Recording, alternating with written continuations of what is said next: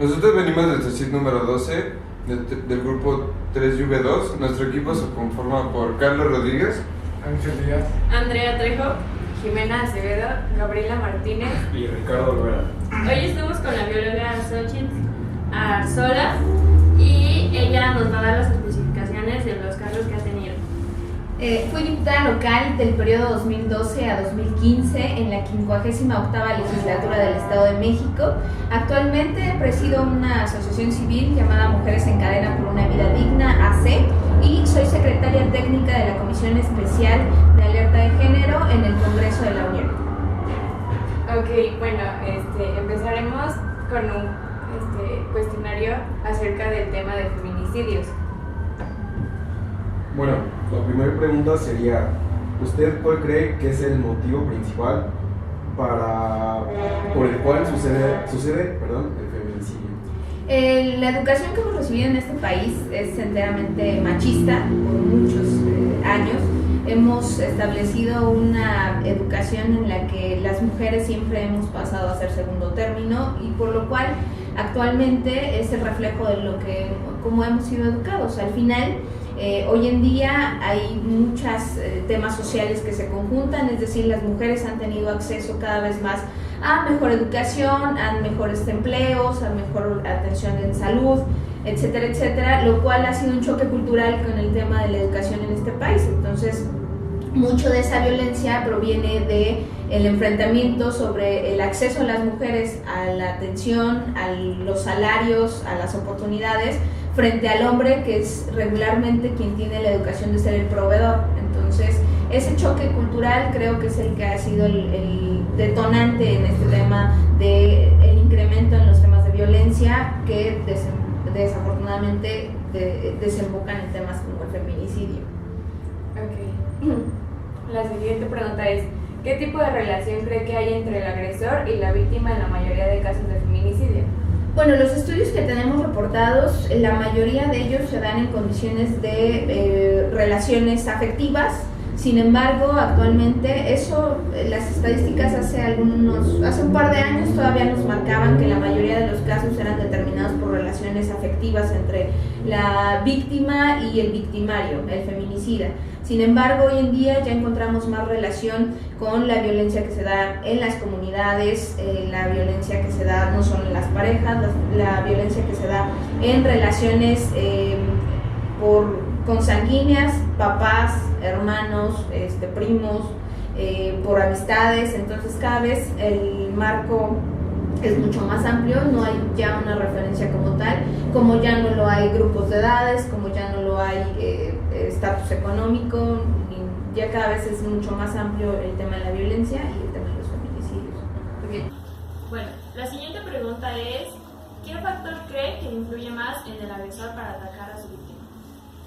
Los factores sociales son muy difíciles de estudiar, son muy amplios, pero yo siempre uso un ejemplo que es, imaginen una pareja joven viviendo en un municipio como este, como Ecatepec, o como cualquiera de los municipios que rodeamos a la Ciudad de México, en donde tuvieron que dejar de ir a la secundaria porque la niña salió embarazada, porque el chavo tuvo que salir de la secundaria para buscar un empleo, para poder mantener a su familia, en donde él tiene que viajar por lo menos 4 horas en transporte público, en ir a su trabajo, en donde pasa 4 horas en el tráfico, en la gente, en donde gana 80 pesos por una jornada laboral de 8 horas, en donde se gasta esos 80 pesos, por lo menos 40 en el transporte público, sin contar pues, comida, los gastos de la casa, los gastos que ocasiona tener una familia. Regresa a su casa después de todo transitar, llega a su casa en donde encuentra una familia con 2 hijos, en donde no hay pañales, en donde no hay leche, en donde los niños lloran porque quizá estén enfermos y no puedan tener acceso a la salud, en donde la esposa pues no tenga los recursos económicos para poder ofrecer a su familia una comida pues lo más decente posible, ¿no? Lo más nutritiva para todos. Entonces, desde luego que todos esos factores son un caldo de cultivo para que la violencia se genere, ¿no? Y pese a que no es un detonante ni es mucho menos una justificación para la violencia, sí es, insisto, un caldo de cultivo que se generan muchas condiciones para que la violencia se dé, ¿no? Es más propensa una familia en esas condiciones a sufrir violencia que una familia que pueda tener quizá una vida más holgada, ¿no? Por así decirlo, aunque en todos los sectores y en todos los factores se da. Pero sí, esas condiciones son, insisto, un caldo de cultivo para que la violencia se genere, sobre todo con parejas jóvenes, en donde el acceso a la educación es muy limitado, en donde los empleos son mal pagados, en donde las condiciones de vida no sean dignas. Sí, yo creo que la frustración es como parte clave, porque pues considero que todas las personas cuando tenemos ese sentimiento solemos ser muy agresivas y no somos conscientes de lo que hacemos o afectamos a otras personas al darnos nada más. Sí, claro, aunque te repito, no es justificación de la violencia, pero sí es un factor que genera violencia, ¿no? Ahorita nada más de ver sus caras de explicar esta condición de vida que muchos jóvenes, muchas parejas en este país padecen todos los días, pues yo veía sus caras de decir, sí está muy mal, ¿no? Las condiciones son muy malas. Sí, bueno, la siguiente pregunta sería, ¿cuáles de las siguientes características del perfil considera que es más común en la sociedad limeña del perfil del agresor? Pues regularmente hemos tratado de definir por cuestiones estadísticas sectores de edad, sectores de condiciones sociales, incluso las estadísticas nos dan para catalogar los municipios más violentos en todo el país, las colonias más violentas. Bajo esas condiciones se manejan ciertos perfiles, se manejan posiciones socioeconómicas muy bajas, ¿no? Y eso que tiene que ver con todo lo que rodea eso, ¿no? Insisto, poca educación o poco acceso a la educación, de salud deficiente, ¿no? Acceso a la salud de una manera deficiente, empleos mal pagados, en donde el crimen organizado puede perpetrar, ¿no? Al ofrecer un trabajo normal 80 pesos al día, el crimen organizado te ofrece 500, pues muchas de esas familias se encuentran envueltas en esos casos. Sin embargo, lo que hemos notado en estos últimos años, que hemos estado haciendo estadística respecto al tema de la violencia, es que cada vez la violencia se marca de distintas maneras en cada tipo de sector, en cada tipo de estado, en cada tipo de municipio, en cada tipo de colonia, y ya son casos muy particulares en donde, pero el común denominador es que la pobreza y la violencia siempre está asociada con las mujeres. Las mujeres más pobres en este país son las que son más propensas a padecer violencia en todos sus sentidos, ¿no? Violaciones, abuso sexual, abuso económico, patrimonial, psicológico, físico, ¿no? Todas estas son el sector más vulnerable. Las niñas son un sector muy vulnerable, ¿no? Al no tener una representación propia, ¿no? Al nosotros ser intermediarios de nuestros hijos o de nuestras hijas, eso también genera un hueco en la violencia que las niñas no pueden acceder, ¿no? Los grupos, estos grupos de personas, de mujeres de la tercera edad, también representan un foco de violencia, pero es muy difícil ya catalogar como un perfil, ¿no? O sea, hemos visto feminicidas con doctorado, hemos visto feminicidas con ni un grado solo de educación, entonces no tiene que ver en rangos de edad muy amplios, entonces tiene que ver con una condición de poder, de ejercer poder hacia las mujeres, de ejercer control y de no poder controlar ese tipo de cosas, ¿no? Entonces, y uno de los perfiles que más se adapta es que la impunidad, ¿no? Saber que en este país, que en este estado puedes violar a una mujer, puedes asesinar a una mujer, puedes golpear a una mujer y que no pase nada. Ese es el mayor de los es el perfil que se iguala en todos, ¿no? Que puedes hacer lo que quieras con una mujer y no pasa nada.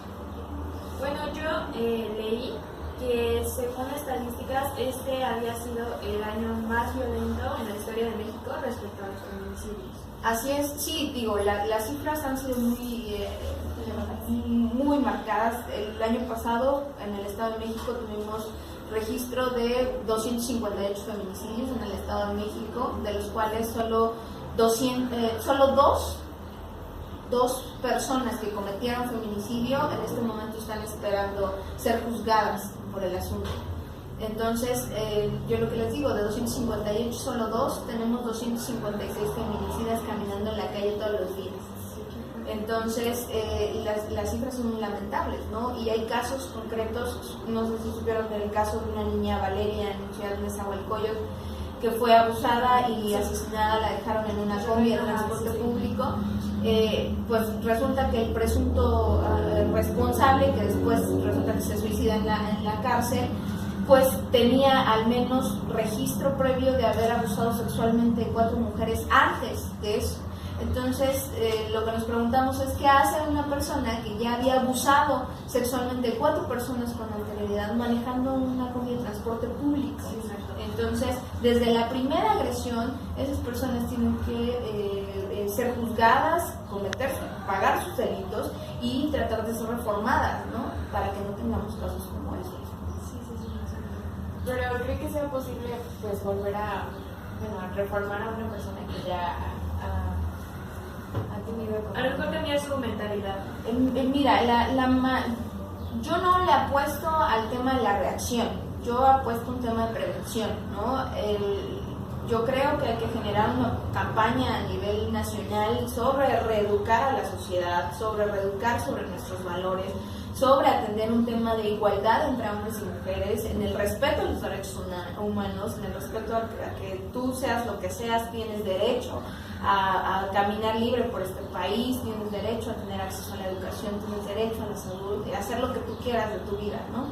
Pero desafortunadamente se ha tomado mucho el tema reactivo, es decir, hasta que no, hay un dicho que hasta que no se cae el niño, tapan el pozo. Entonces, pero lo malo es que no le apuestan de manera efectiva, ¿no? Tú ves las cárceles de este país, están llenas de personas que ahí adentro coluden para seguir formando el crimen organizado, para desde ahí interferir en la vida de los que vivimos afuera, ¿no? Generando más violencia. Entonces, no hay una readaptación social, que es el modelo que supuestamente en nuestras cárceles se llaman centros de readaptación social, en donde no existen, ¿no? Entonces, yo creo que sí se pueden modificar las conductas. Hay muchos estudios de todas las ciencias en este país y en el mundo entero que pueden ser aplicables, pero lo cierto es que no hay una voluntad política de quererlo hacer, ¿no? De invertir recursos, de invertir tiempo, de invertir valores, ¿no? Hay muchas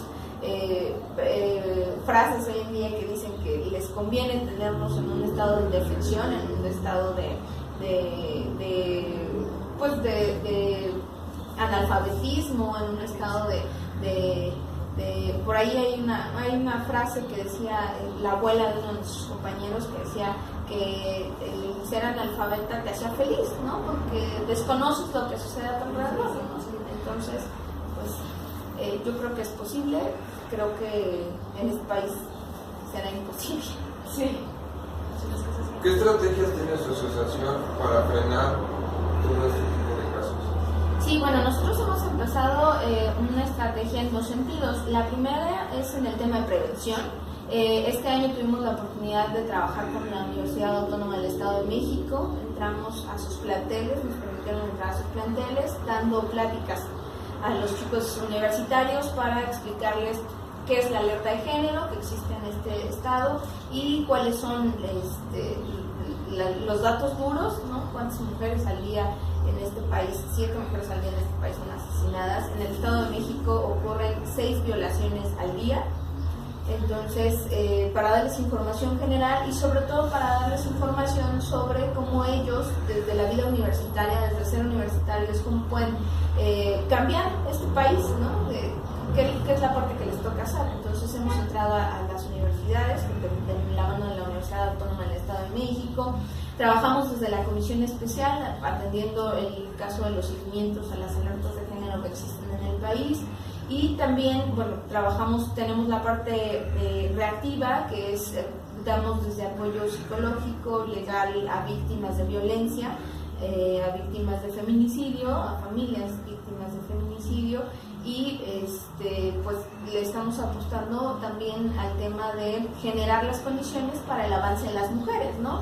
Generar autoempleo, empleos, capacitación para el trabajo a las mujeres. Ahora estamos pensando en iniciar un nuevo proceso sobre atender la violencia hacia las mujeres desde la perspectiva de los hombres, trabajar con hombres para que podamos atender la violencia desde ese lado, ¿no?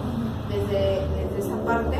Y bueno, pues es ir avanzando, ¿no? A ver qué podemos hacer, aportar con nuestro granito de arena. ¿Y usted, usted y su asociación, cuáles son las medidas de prevención que recomiendan más? Por ejemplo, en este caso de mi compañera Jimena y yo, que vayamos en la calle o algo al respecto. Pues mira, de entrada hay cosas básicas como dejar de depender de los aparatos como los celulares, ¿no? Pierdes mucho tiempo revisando tu teléfono en la calle, te vuelves vulnerable, ¿no? El siempre estar en contacto con alguien, ¿no? Siempre es necesario. A veces no nos gusta, a veces, sobre todo en la adolescencia, que estamos en esta etapa de no, ¿para qué le digo a mi mamá dónde voy y estas cosas? Pero siempre es importante, pues, que ubicar a las personas de más confianza y decir a dónde voy, más o menos qué ruta planeo tomar, y siempre estar en contacto con ellas. La alerta de género prevé la búsqueda inmediata de las mujeres a su desaparición. La mayoría de casos de feminicidio se dan dentro de las primeras 24 horas a que una mujer desaparece. Entonces es bien importante tener en cuenta cuando yo pierdo el contacto con mi amiga, con mi hermana, con mi mamá, con mi prima, es muy importante, el caso de Mara en Puebla, la asesinaron a las 2 horas de haber perdido el contacto con ella. Entonces es muy importante tener siempre contacto, siempre estar atentos de dónde estamos, de qué hacemos. Evitar en la mayoría de los casos pues las zonas de más riesgo, ¿no? Es decir, no es lo correcto, no es lo justo para las mujeres, pero sí evitar pues quizá andar sola de noche, ¿no? En lugares donde no conocemos, en lugares donde hay poca iluminación, siempre atender, tratar de estar acompañadas, ¿no? Tratar de no viajar también.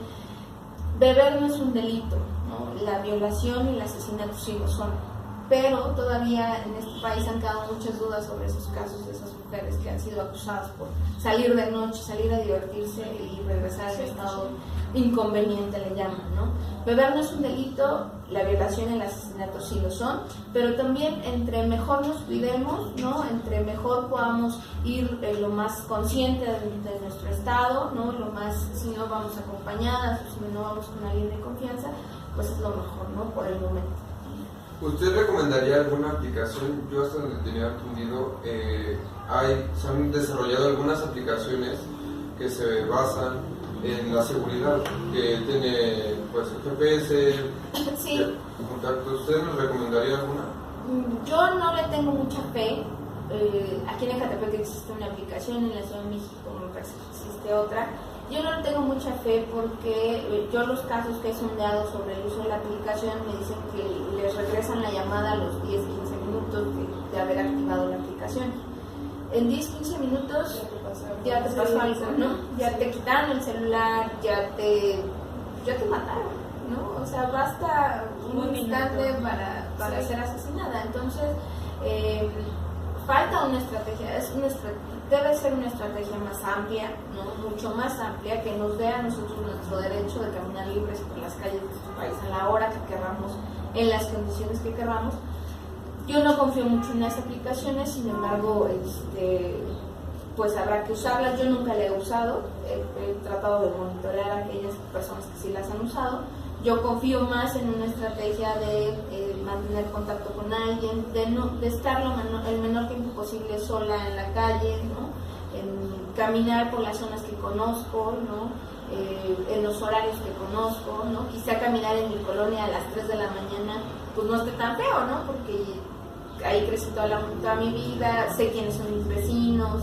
Pero yo creo que en la actualidad ya no se puede estar seguro. Sí, hasta ese es un riesgo, ¿no? Hasta ese es un riesgo, sin embargo, quizá nos sentimos más cómodas caminando en calles que conocemos, en lugares que nos estamos, ¿no?